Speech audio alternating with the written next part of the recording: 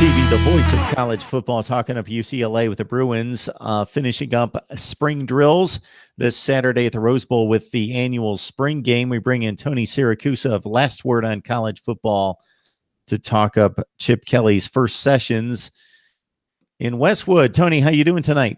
Hey, Mark, always glad to be with you. Always happy to sit down and talk some college football with you. Definitely. And we've got the added dimension of a Chip Kelly team to talk about, and that always makes it fun.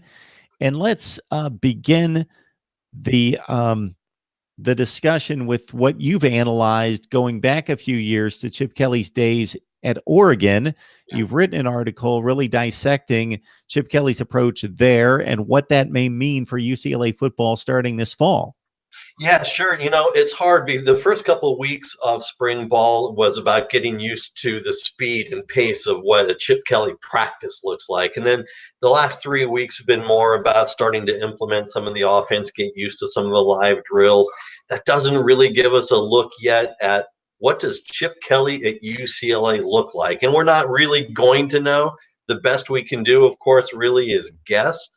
But one of the things we did is we went back and took a look at Chip Kelly's 4 years at Oregon. And we went back and looked at a lot of game film, a lot of statistics. And one of the things that I think you can translate, if you want to connect the dots from those years at Oregon, because of course it's been 6 years since Kelly last, walked a college football sideline, to where we are with UCLA right now, is the depth and diversity in ball catching. I know that sounds a little simplistic, but when we went back and looked at Kelly's 4 years at Oregon, one of the things we saw was there was never a year where he had fewer than 10 receivers and or tight ends with significant catches during the season in terms of statistics. There were years where he had as many as 12. That's a lot of depth in terms of having guys on the roster to throw to. And in most years, he had 3 or 4 running backs with catches out of the backfield that had viable statistics. So what does that mean to UCLA? Well, we went back and looked at the statistics. Every year during the Kelly reign at Oregon, his tight ends were in the top 4 in receptions among the receivers and tight ends. He had guys who were speed burners, down the side. He had guys who were, out of the backfield, could catch the ball and get the yards after catch, on a simple screen pass. In 2011, running back DeAnthony Thomas was the second leading receiver on the team with 46 catches. That's mind-boggling for a running back. Take that back to what UCLA had a year ago with their two primary running backs, Soso Jamabo and Bolo Olorunfemi. They had a combined 27 catches out of the backfield. So what does that take UCLA to now? It means you got to take a look at what they've got on the roster, and do they have that kind of, as we keep saying, depth and diversity? They've got some guys who can stretch the field. They've got Theo Howard, who will be a junior, and he kind of started to come into his own a little bit last year. The thing for Howard last year was he had almost 27% of his catches in one game, the USC game. He never really clicked with the Jim Mora offense. He was in Mora's doghouse for not being able to block well enough. But he's got that speed down the sideline kind of game, and he's very physical at the point of catch. They've got Caleb Wilson, who is a tight end but can play receiver. He was Rosen's favorite receiver early on. They've got Devin Asiasi, who is a tight end transfer from Notre Dame, who in the spring looks like he's probably dropped about 10 to 15 pounds and is running a lot of receiver-like routes, even for a tight end. I mean, he's 6'3", and he's listed at 287, but that was going into spring. We're going to call him about 265 to 270. And he's running a lot of out patterns that you generally don't see out of a tight end. They got this new kid in also, Chase Cota, who was able to join UCLA in the second half of spring practice. He's a freshman from Oregon, and he's 6'4" and a good possession receiver. You can already see in him in the few weeks we've been covering him that he runs precise routes. He's clean in his routes, and he's 6'4", so he's gonna be a handful for those 6'1" Pac-12 defensive backs that you tend to see every week.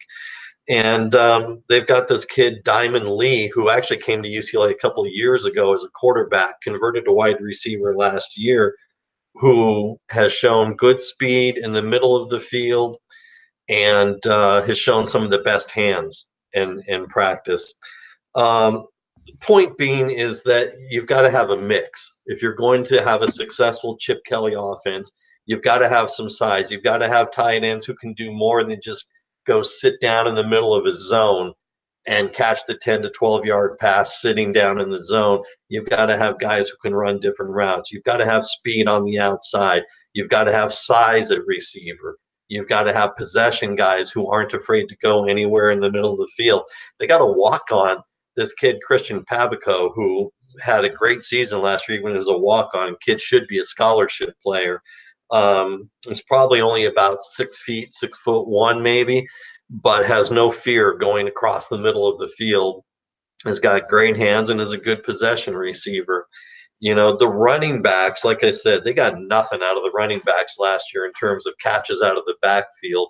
But the spring, they have had a lot of work rolling Devon Monster out and Matt Lynch, the two quarterbacks who've been vying for the playing time so far, rolling them out to both sides of the field and throwing screen passes, throwing wagon wheel routes, throwing any of these kinds of things to the running backs. It has become clear that if you want to be carrying the ball in a Chip Kelly offense, you better also be able to catch it out of the backfield and make something out of it, because you're not going to be a running back who just carries the ball.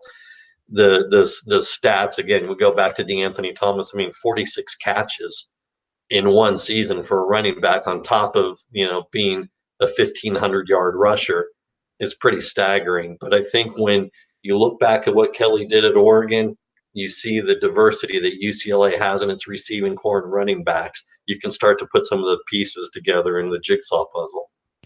Tony, I had to go to the numbers to back you up on this. I just wanted to see it for myself. So the 2 seasons that you refer to, Chip Kelly's final 2 campaigns there with the Oregon Ducks, as you mentioned, DeAnthony Thomas, 2012, with 46 catches to lead the team.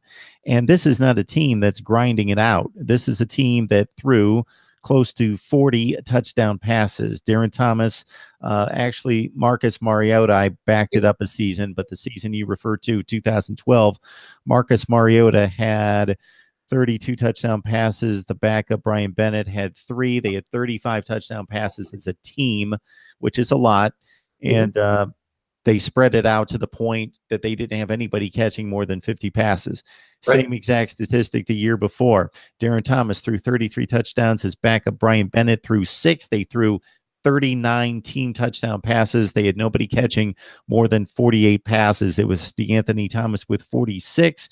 It was Lavassiere Tuane with 48 this season of 2011. Now, the season before that, Vince Mayle, who was a big-time target for the Oregon Ducks offense, scored 12 touchdowns on 77 receptions. But those final 2 years, they spread it all the way across the board. Right, and if you remember, Mayle actually went to Oregon as a cornerback and wound up being converted to receiver. And that's the kind of thing. He didn't have tremendous size, but he had good speed, had good hands. And Kelly saw what he could make out of this kid, who was going to be really too short to play cornerback at a major Division I program, even though that's what he went there to do. Turned him into a significant receiver with great stats, again, lending to the theme that we were running throughout that article: depth and diversity. That's that. And so I think if you're UCLA, if you're a fan of UCLA, that's one of the things that you're really looking at in the roster right now. And they still have a couple more kids that will come in during the summer that, have not come in yet, because they got this kid, Brian Addison, who was ranked as the #1 athlete in the country in the recruiting class as a defensive back and a wide receiver. But it's been made pretty clear by the coaches he will come in as a receiver first and defensive back second. and he was one of the top recruits in the country. The kid's got, he's 6'5" and has tremendous speed. So I think that's one of the connective tissues we're able to put together so far in spring.